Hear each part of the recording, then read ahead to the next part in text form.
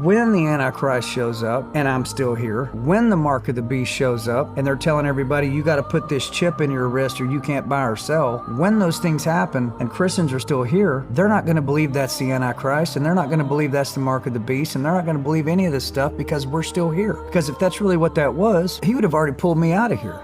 And then I've heard some Christians say, and even some preachers, God wouldn't make us go through something like that. And to them I say, really? Why don't you go tell that to the underground Christians in communist China right now who are being by the thousands? Why don't you go tell that to the Christians in Syria right now who are being chopped up into pieces in the streets? Do you think fat, lazy American Christians are better than them? No, they are superior to us. They are willing to worship God and be a Christian when it means they could die for doing it. In modern churches even today, they don't want to preach that. Joel Osteen is never going to preach that. Joel Osteen is never going to say anything that's going to make anybody uncomfortable ever on any level ever.